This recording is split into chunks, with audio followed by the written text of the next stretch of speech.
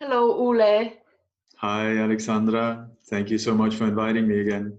Yeah, and thank you that you had the time to speak with me today. And we will do two videos. And could you please introduce yourself, even for those who maybe still don't know you? Well, I've been, I think, at all the different conferences in Prague that you have been part of arranging, which is wonderful. I've dedicated some 35 years of my life trying to find out what is going on in the world, and this has taken me especially into the areas of top political assassinations and so-called false flag operations, state-sponsored terrorism.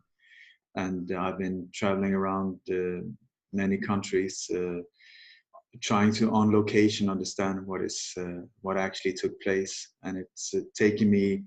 It's almost like I educated myself as a forensic detective, and so this is what I have specialized in, and also where I've been able to predict. I think it's 15 now planned false flag attacks, and I also been part of stopping a few just by understanding the templates they're using, their methods they're using, and also this bizarre habit they have of leaving clues about upcoming attacks, which is a blessing to us. But over the years, I've specialized in the Kennedy assassination, Martin Luther King, Robert Kennedy, Olof Palme, many of these, and I've written 4 books, one of them about the assassination. It's called Coup d'etat in slow motion, part 1 and 2. It's about the assassination of Olof Palme, but with all the connection into this global agenda, the New World Order, and how many of these assassinations are connected as well, carried out by the same little team. And I've done, I think, somewhere between 500 and 1,000 international interviews. I've been to 13 different countries at conferences, and I was also adopted by the Apache Nation last year. So I'm doing what I can to help this world to the next level of beauty. Yeah, and Prague Peace Prize, but it's just a little thing. You have received Prague Peace Prize I 2000. I have indeed, and that is I was very happy about that, because it's important for me that I'm not sort of just digging around in conspiracies and murder cases and so on, but my intention is always how to create peace, how to lift this world, empower as many as I can, and help people get their power back and get back in balance in their inner. And also, there's so many talking about inside jobs. I would say that peace is an inside job as well, that we have to start within. We have to go into these and understand what's going on, look at all of these very dark things, so that we can identify the problem. But the solution is always inside, and especially when it comes to how to deal with it. And I believe that it's extremely important that we deal with these things in a peaceful manner, in a peaceful way, so that we don't use the same language that they're using it against us, which is controlled and violence and death and destruction, but that we transcend this whole thing in a whole new way and follow the words of Mahatma Gandhi and other incredible individuals like that, that have shown us that it's actually possible to do this. And so I try to walk in his footsteps and do my best.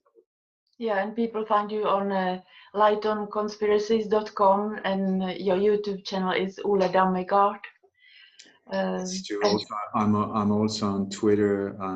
My Facebook page is like almost like an underground hub when it comes to especially drills, because in these false flag operations, the drill is always more or less always part of the setup.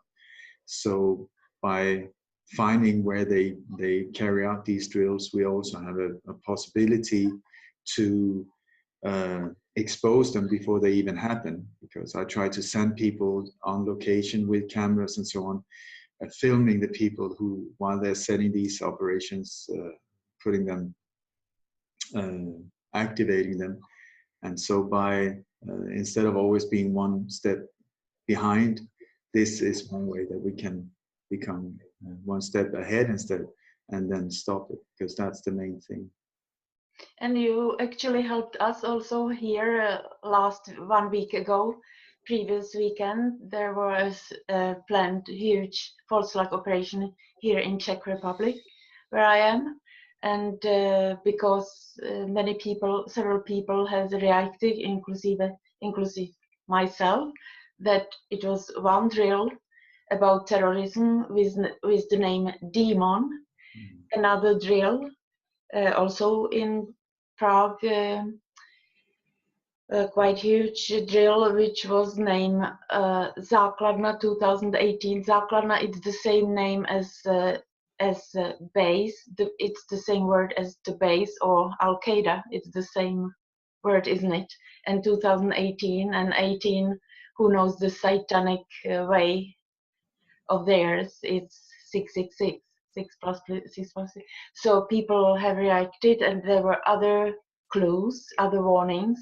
So we understood that there, during the 2 days that NATO was here in this country on 15th and 16th of September, that they are planning false flags. So we have written to police and prevented it, I believe, and it was because we have learned from you, when it's drill, be careful. And people have written to me, watch up this, because there is something fishy here. So I believe that we have been able to stop it, to prevent it, a huge, maybe probably with coup d'etat, or huge problem for Czech people. So thank you, thank you, thank you. Oh, I'm very happy if anyone can use what I try to share, if they can use it, especially in an efficient way that you're talking about. That's amazing. Because once we start understanding how the templates are being used, they're quite simple.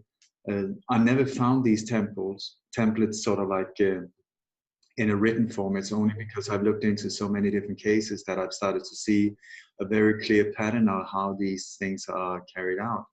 And so that is what I'm been trying to share, not sometimes the details of the operations, but how the template is constructed, what are the ingredients and so on, because then anyone can start seeing it for themselves, and also then become active in stopping it.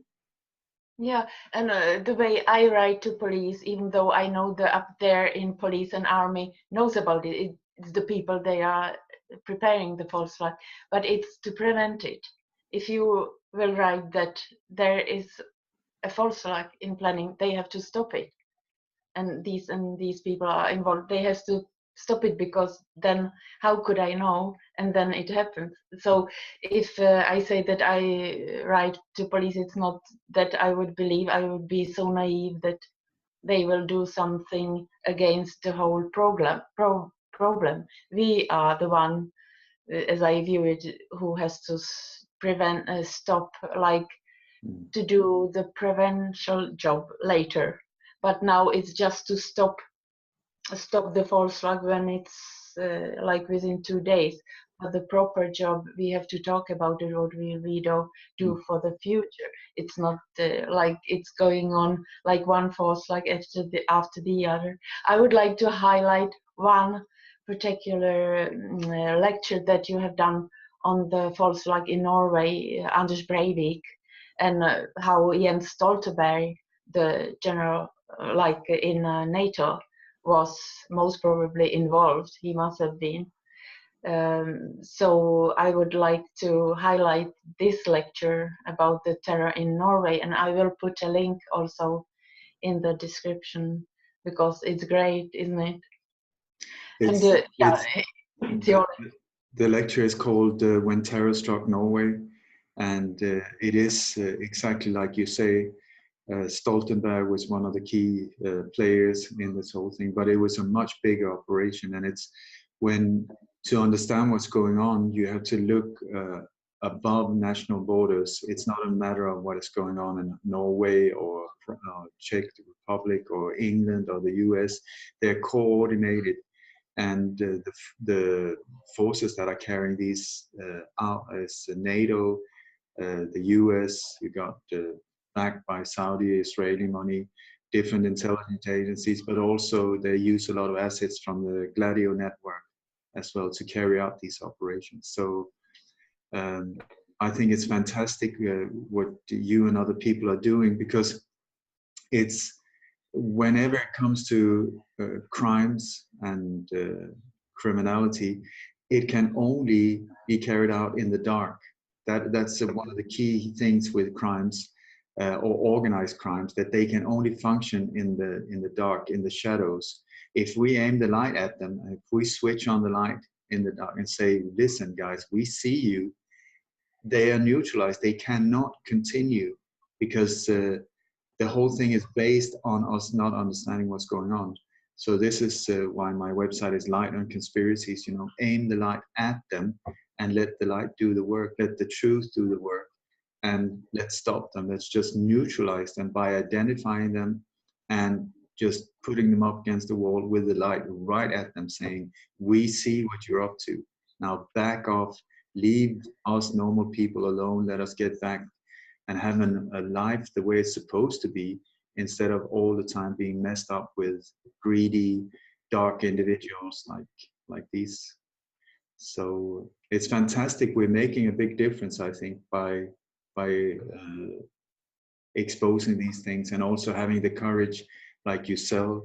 I mean, you are a very, very brave individual, I think, and by aiming the light and facing these ones, just saying, you are not capable to continue this, because now we know who you are. We're making you personally responsible for what you're involved in, and stop it. Stop it. We've had enough. Yeah, a very brave person would be with us today, and within this conference of Internet Fritz Springmeier. I have no contact with him since 12th of July, and I don't know what's going on with him. I don't know if he has been blackmailed or threatened. I have got blackmail about his son, youngest son. I have informed you and Sandra Pecht and others. Since then, I haven't heard from him, so I hope he's safe, really. And he has been brave before, because he has talked about the head of Illuminati, who has talked openly about the head of Illuminati on the side of good. It was Fritz Springmeier. Well, I have talked about him, but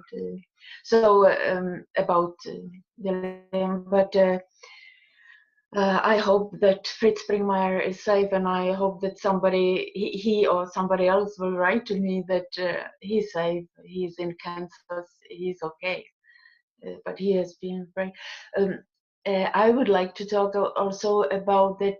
You know a lot about the connection between the Secret Service, intelligence agencies, and music industry, and then also the Group 40, or how you call it. It was an interview, or it was a video on David Icke's YouTube channel some months ago about Flower Power 60s, and that we have been naive. So you know a lot how it works between these music industry, secret service, intelligence, and drugs and wars. And could we talk about it? Of course. And I think one of the main figures when it comes to this research is a man that I had the privilege of getting in touch with. His name was Dave McGowan. Unfortunately, he died very young. I think he was only 54 when he died from cancer, but he did incredible research. And he's written several books. One is called Program to Kill, about the creation of serial killers, which also goes hand in hand with this in this area. And there's another one called Secrets of Laura Canyon, something like that. The title is similar to that. But it's the area he's talking about, the location he's talking about, Laurel Canyon, was a very, very interesting little, it's a tiny little area in a hilly location just north of Hollywood. I mean, it's very, very close. It's just a few kilometers up the road. And it's there's like villas around this this mountain road.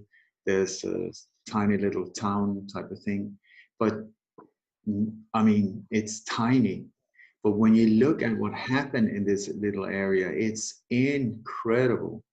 Because in the early 60s, when so many of these things happened, I would say that the assassination of JFK was sort of the start point for so many operations. That was one of the major steps forward for the deep state when they got rid of Kennedy. Because from then on, you suddenly start seeing how the CIA, FBI are being given free reins. They can just go wild. Many of the experiments with MK Ultra and drugs and all types of things are suddenly being amplified. And it seems like the people behind the New World Order, whoever they are at the very top, but one of the things that they focused on is what area they need to control to be able to control the population, invisible control, how to get to the subconscious, how to get to the mind of the man in the street and control them without them knowing it.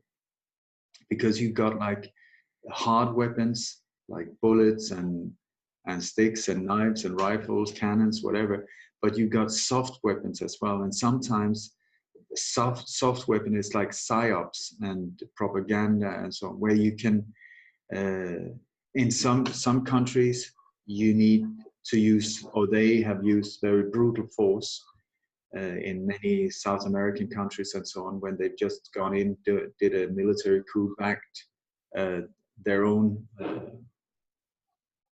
new leader for whatever country they were taking over. But the problem is when you go in with armed forces, you have like the possibility of guerrilla movements, you have demonstrations, you have riots, you have mass arrests that will lead to mass arrests, that will lead to execution. That it gets really, really messy. So they have tried to learn from their mistakes, and instead they try to do it in a psychological way to control us. So how to do that? And some of the main areas that they focused on is media. If you control the information in mainstream media, you really control a lot. Movies, because the whole film industry, people love movies, and so that's a perfect way to get to the subconscious of mind of an ordinary person. And through the music industry, because that is also the same thing. And that's also how to get to the younger generations, is through the music industry. So especially in the early 60s, like they took out Kennedy in November 63, and right after that there was this like almost explosion in different area, where you had the Beatles made their big breakthrough in the US in early 1964, only a very few months after the Kennedy assassination.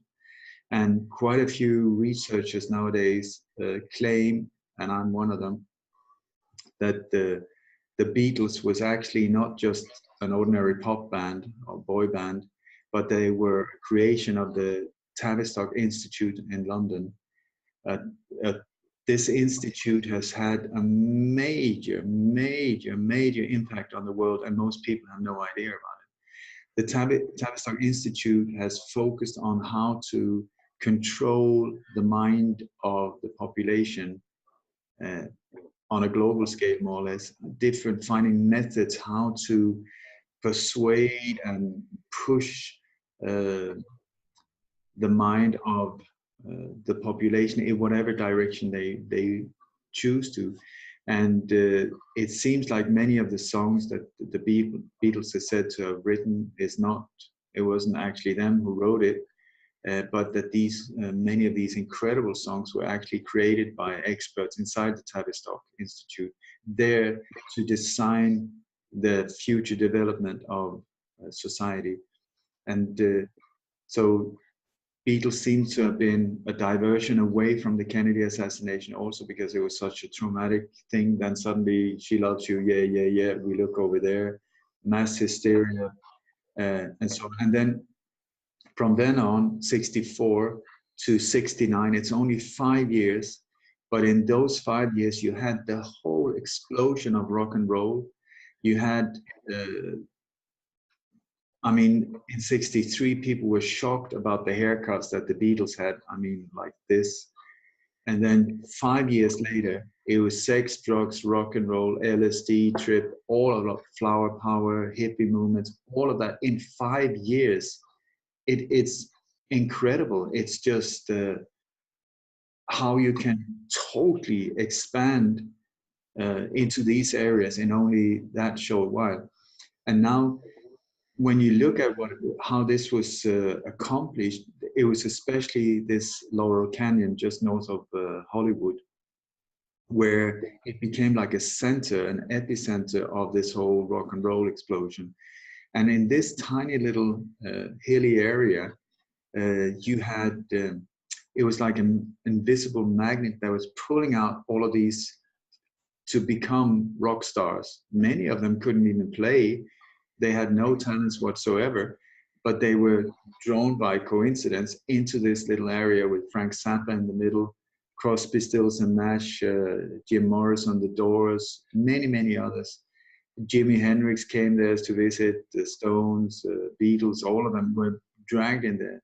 Joni Mitchell, the Monkees, the Beach Boys, and so on. But they were being pulled in there, and all of these bands were created like boom, boom, boom, a new band, a new band, a new band. And they didn't have equipment. I mean, it was very expensive equipment in those days, and they were sort of fighting society. They were standing up like this. And yet you had like very established record companies like CBS and so on, who was just signing deals with them and promoting them and doing all kinds of things that the establishment would officially totally disapprove of. So very strange how that came along. And also you had like studio musicians that did a lot of the recordings on many of these albums. So it wasn't even the bands that were playing on it. It was studio musicians. And then it was just the band's photos on the cover, and yet another band that made it through. So, but that's one thing. I mean, okay, all of these bands came out of nowhere into Lower Canyon, and it was just like a big factory line of rock stars that just was being pumped out. And that is, of course, possible. But then what has come forward in later years is that in the center of this whole thing, there was this military installation, CIA operated, called the Lookout Mountain. And there, the CIA had, I mean, it was super, super secret, but they had massive big film studios that was producing more films than Hollywood itself, even though we officially have never seen any of it. And you had people like Frank Sinatra, you had Marilyn Monroe, many of these, John Wayne, were signed up for doing work there. What work?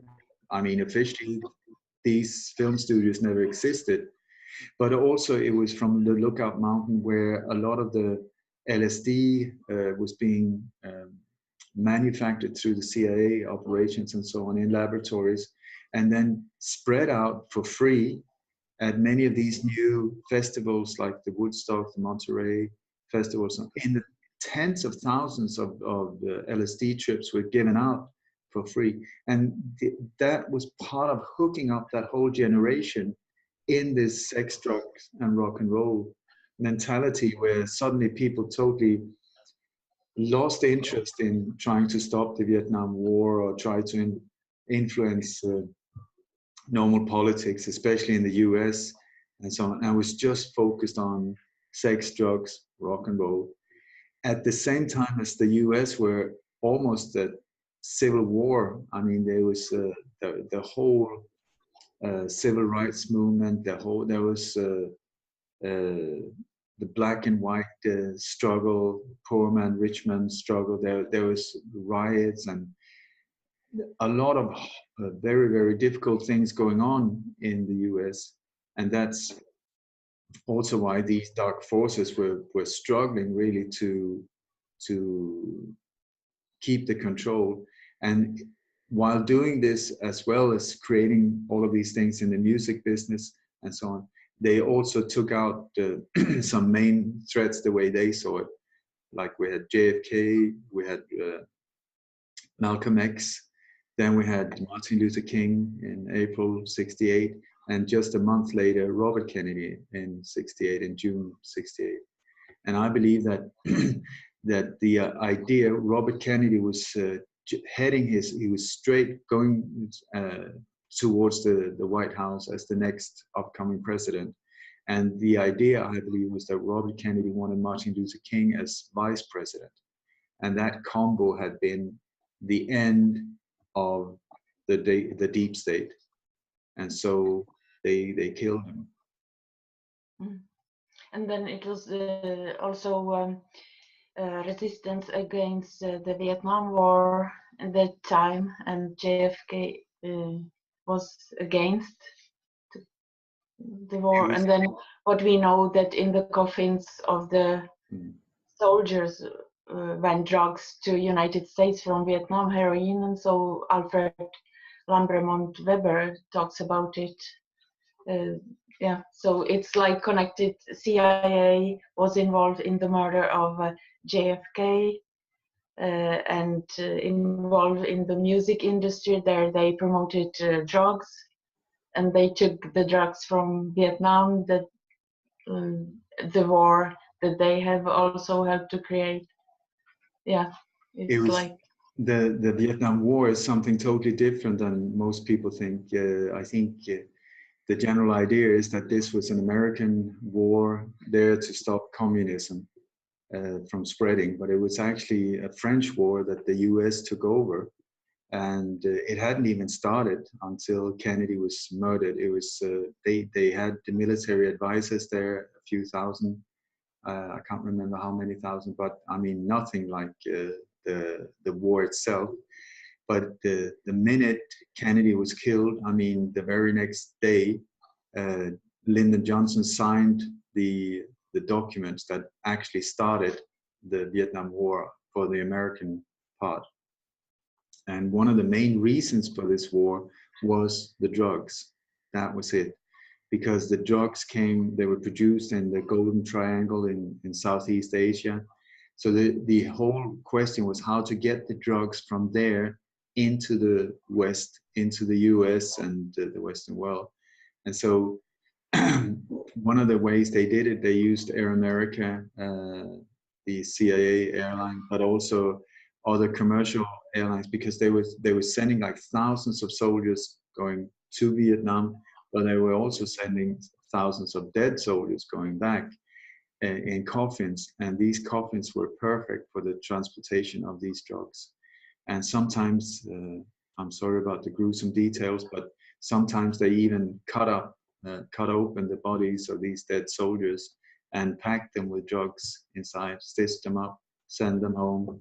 And then when they arrived in military planes to military bases in the US, these bodies were cut open, the drugs was taken out, and then after that, these dead corpses were delivered to the families of these grieving families. So gruesome, gruesome, gruesome.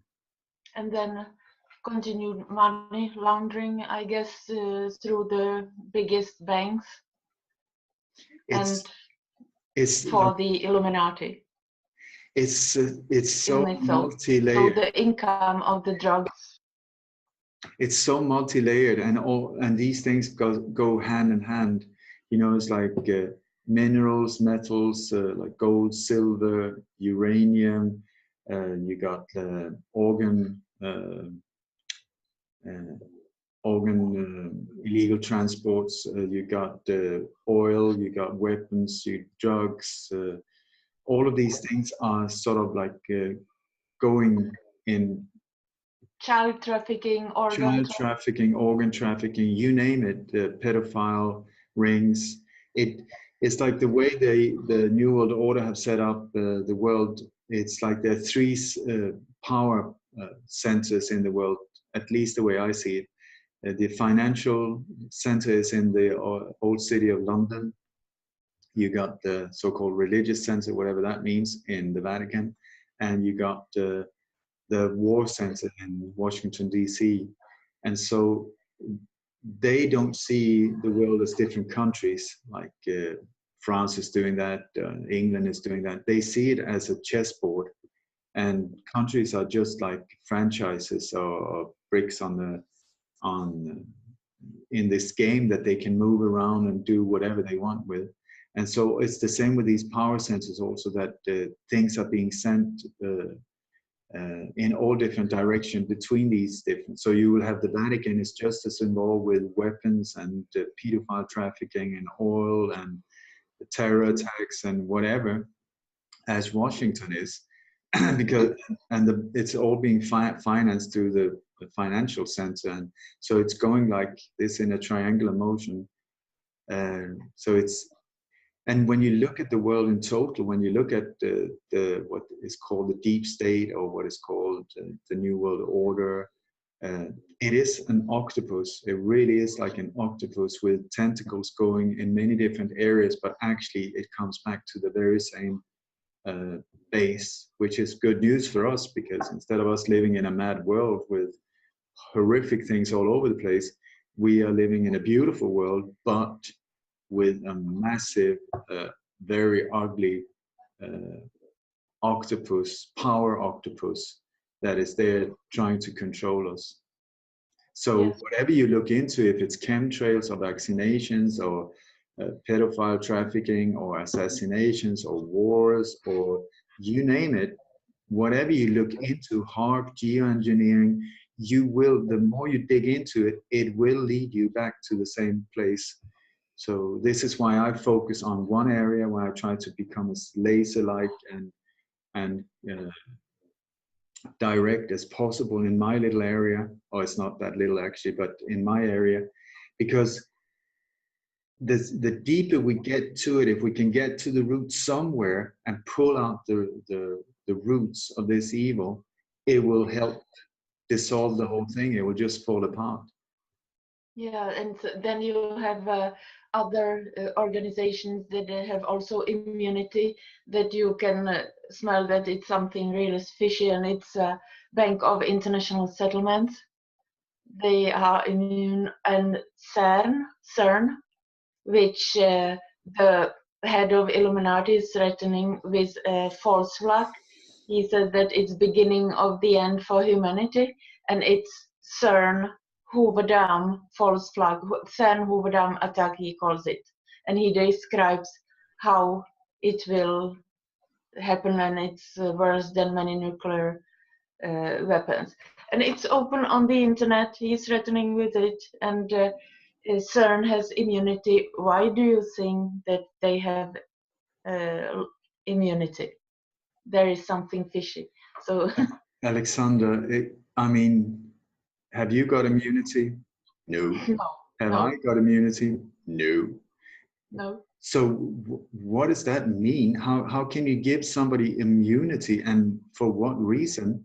The reason is because they're deeply involved in heavy shit, very ugly, and they're very afraid of being exposed. Once again, switch on the light, we see you. If we see and understand what's going on, these organizations or whatever would be, put away forever if the legal system was working. But here they make very, very sure that we can't even raise our fingers against them. So I think it's a very good indication that something is totally rotten. And it's the same with these presidents, that the last thing they do is give, what do you call it? Immunity for the all the people they have been working with, and the former president, when the new one comes in, the first one he gives is immunity to the old one, and so they're covering each other's butt because they're serious, serious criminals, really massive criminals.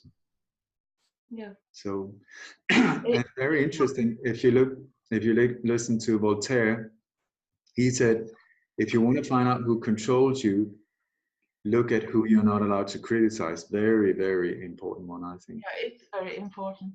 And if you look at the homepage of Deborah Tavares and her associate, stopthecrime.net, you have two documents there that are very important. It's a Bilderberg Group, Silent Weapons for Quiet Wars, and you can see that they are like they will mind control us, they will keep us busy so we don't see what's happening, they will kill us with soft kill. Why is Bilderberg Group still allowed? You have EU Parliament. Well, why don't they shut it down? What is Nazism? You kill people in genocide people, and what is this that it's allowed? Group like Bilderberg Group is allowed when you have the papers, the documents against them. And the other document was NASA warfare or NASA document from July 2001, before 9/11, where they are saying that they will use CNN to mind control us, how they will kill us with soft weapon, and it's Department of Defense, so-called Department of Defense of the United States, and also Australia and other agencies. And you have a document which you can use against them in the international court. But like our Swedish, have lived in Sweden, both of us, for a long time. So the Swedish Prime Minister was, I believe, in Bilderberg Group. What is he doing there? Why doesn't he shut the group down and declare it illegal? It's just a very good proof of what's going on here, because if you had, for instance, the World Championship of football, of soccer, and there were secret meetings going on with all the owners of the teams, with all the trainers, with some of the players, with the financial backups, with the advertisers. If there were secret meetings before the World Championship, it would be a massive scandal, because people would say, what the hell is going on? Are they rigging it? There would be, that is what I believe, that there would be an incredible reaction if that was exposed. But here, which is 5 times worse, where you got like leaders of countries meeting in secrecy with other leaders and politicians and bankers and you name it, in Google and in all very dangerous areas of politics and national security, and nobody is raising a finger. They even denying that this group even existed up until 2013. I think that was the first time when they actually had to say, well, actually the Bilderberg Group exists. It has been here since 1954. And no, it's totally illegal. What these people are doing is treason. They should be tried as traitors to their country. And people like you were talking about Sweden, like Carl Bildt, that is the face of a super, super, super criminal. I don't care that he looks very nice and nerdy and he says things in a way that people say, oh, I really like him because he tells you the way it is. No, he tells you absolute BS, but to divert your attention away, and as a perfect politician, play ping pong with your brain so that he will not be put up against the wall and ask, what the hell is going on here, Dr. Bildt? He's not even a doctor, but if you look at him, for instance, he's a typical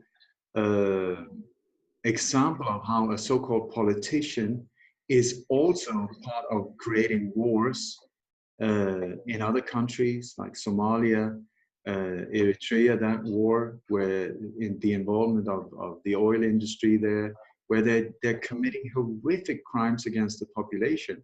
And it's just, nobody cares. Nobody's looking into it.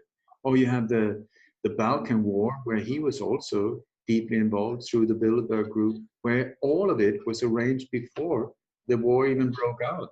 The whole settlement with the Daytona Agreement, everything, that was all set. And then this whole thing was carried out.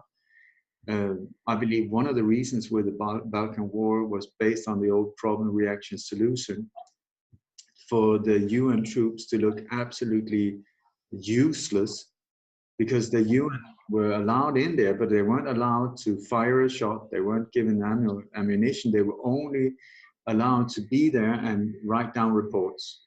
Well, these people got raped and they chopped the head of these, and that was the only thing they were allowed to do. They looked dangerous, but they couldn't do anything.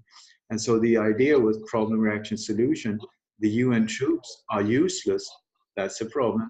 And we go, oh my God, something needs to be done. And boom, in comes the creation of the world army.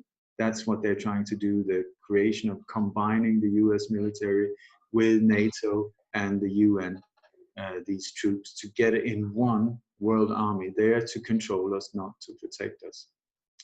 So, and we have seen, you and me, in Sweden, there were quite a lot of false flag operations during our time we have lived there. So it was quite using, and how the society, the Swedish society, was demoralized successfully, and now they are saying it's just the immigration. Well, everything was planned in advance, so it's much deeper. Yeah, what's going on and why it happened to Sweden. It's not the immigrants from beginning. It's yeah, the forces, Freemasons, and so on. And if you look, when you talk about immigration, this is something I've known about, this planned mass invasion here since late 1990s, something like that, that this was the plan. I mean, you read books by David Rockefeller or Stravinsky, whatever his name is, I can never remember his name. Jasinski. Yeah, but if you look at their books, they've been talking about it. George Soros as well, that this is the way to destroy, invade, conquer, divide and conquer, you know, and with mass invasion. So it's very simple. It's George Soros backed, and it's just trying to destroy nations in different ways. Some nations in the Middle East and so on, with military force, they go in and liberate them. Military force totally destroy them, take over, plunder, rape, everything, and then also charging for rebuilding the whole thing, and leave their military bases there so they're in total control. But other countries, like here in Europe, they have to do it in a different way. And so it's like this mass invasion, but at least what we have been told of immigrants. I truly believe that the numbers are heavily amplified. I mean, the numbers we are being given about refugees, about crimes done by refugees, crime statistics on the whole is just totally not true. We're just being served these numbers, and it's being pumped out through news agencies like Associated Press and Reuters, both of them owned by Rothschild. And they can write whatever they want because nobody has the time to check the facts. And I've been in contact with both police in Sweden and in the US, asking them about the crime statistics in these different countries. And the people I've spoken to say they are just not true at all. The number of rapes, the number of robberies, the number of homicides, it's not. it's not at all the way we're being told. And also, you have, oh, this happened in Germany, that happened there, and the immigrants. We're being fed the exact same news in all Western European countries. I can tell you that because I've been interviewed in many countries here in Europe, and I've said many times, you know, if I'm being interviewed in Poland or Serbia or something like that, I say, I know I don't speak your language. I can't read what you write in your newspaper, so I can still tell you exactly what it will say. And they're like, how can you do that? Well, because it's coordinated. And so what you would be reading about wherever you are in Europe at the moment is the problem with the immigration, the alleged terror attacks, the Allah Akbar Muslim threat, that the immigration is the major problem, all these crimes and the rapes, mass gang rapes, you name it,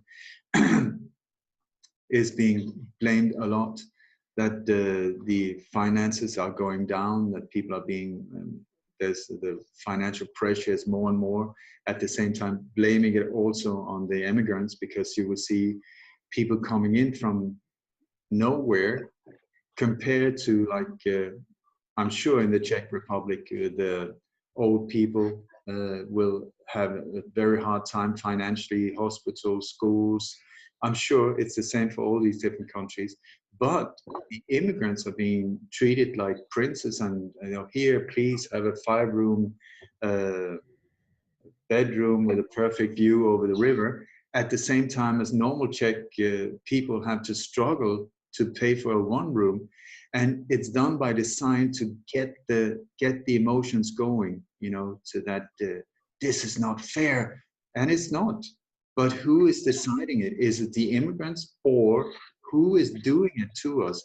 And that's where we get into the corruption in politics, and where people in the government are doing it according to a joint agenda, the same for all the different countries, where it's a matter of dissolving the nation, dissolving the national identity, dissolving races, dissolving religions, dissolving families, dissolving languages, and dissolving sexes as well. The whole sexual thing. I mean, how many genders are there now? Really? It's like, is it 30? Come on, what's going on? It's bizarre. It's bizarre.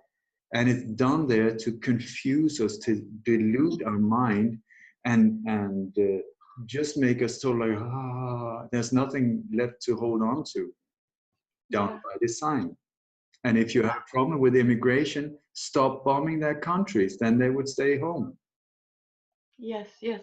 And they want to cause chaos, and then chaos order out of chaos, the totalitarian new world order out of chaos.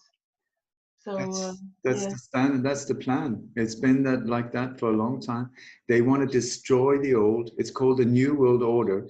Destroy the old, crush it, and out of the ruins, you sometimes have the symbolism of there's an egg, you know, standing in the ruins and the rubble of the old society with a chopped off head of the king or whatever, and there's an egg, a reptilian egg or egg, but with a Freemasonic black and white pattern on it, just waiting there, because when the time is right, the egg opens up and boom, the New World Order, whatever that means.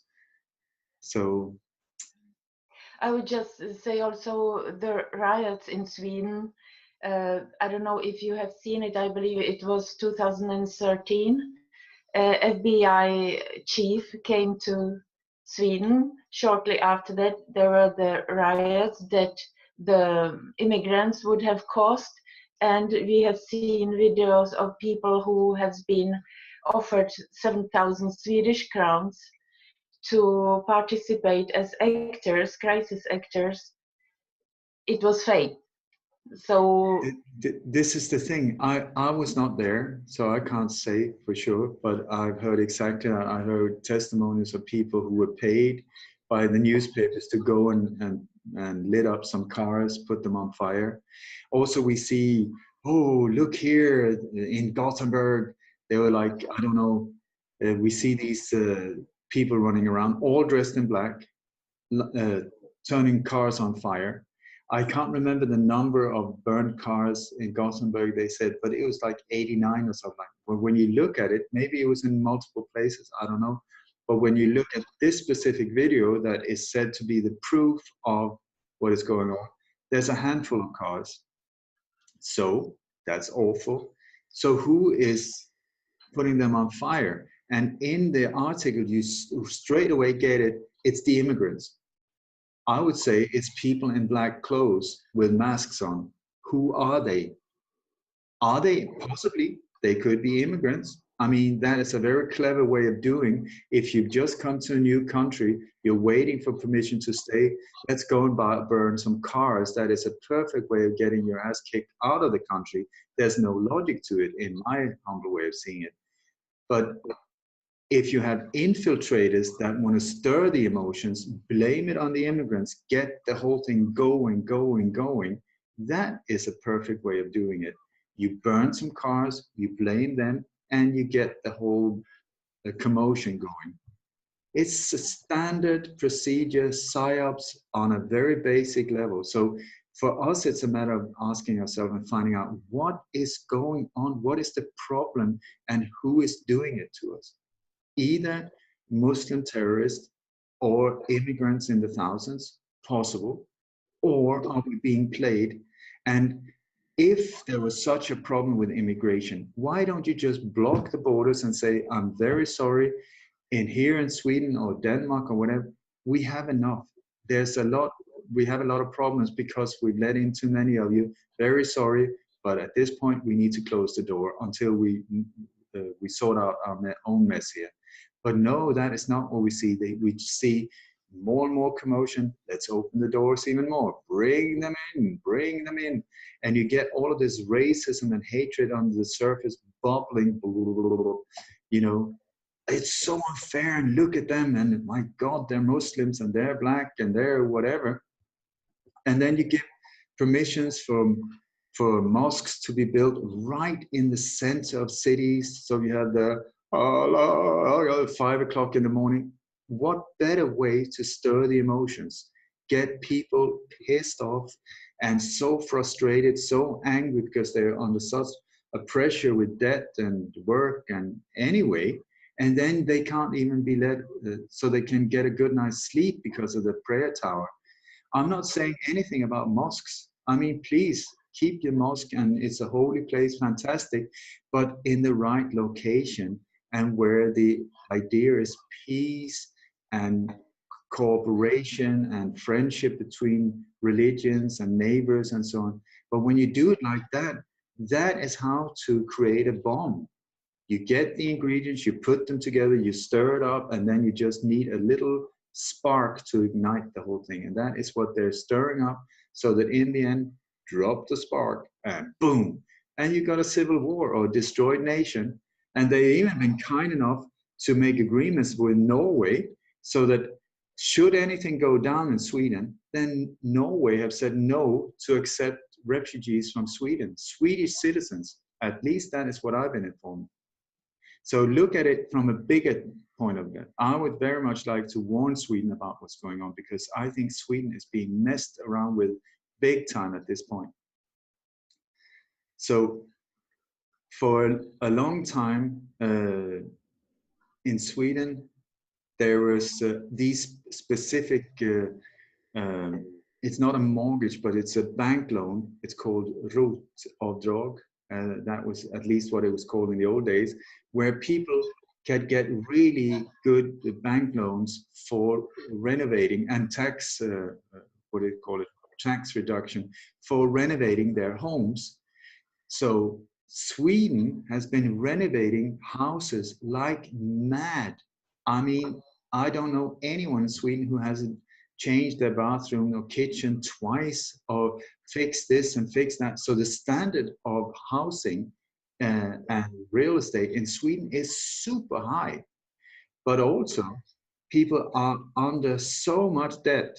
So it's right under the surface that it looks perfect. It's a beautiful country. You go there, It's the nice world order. It's everything is organized and beautiful and so on.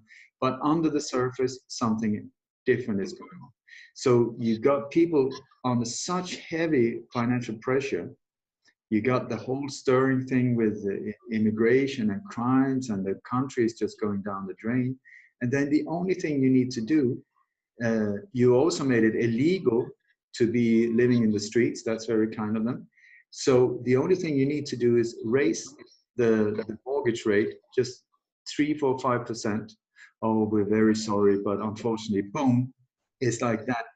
Thousands of people will have to leave their housing overnight. And where are they going to go? They are not allowed to live in the street. They can't go to the neighboring country. It's like mayhem. And then the bankers that are the head of the snake can just start to pull in all of this real estate that is in super high quality, where the slaves have renovated them for the masters, so they don't have to do anything. This is pure speculation, but I've had this feeling for a long time when it comes to Sweden, that is the plan. And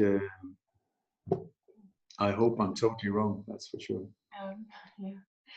Okay, Ole, we will talk, we have talked to Jim Fetzer, and shortly, in half an hour, we will talk with Ole with Cody Snodgrass, and then later we will continue our discussion between you and me also, because it's some other thing I would like to talk Of course. about, or that you talk about.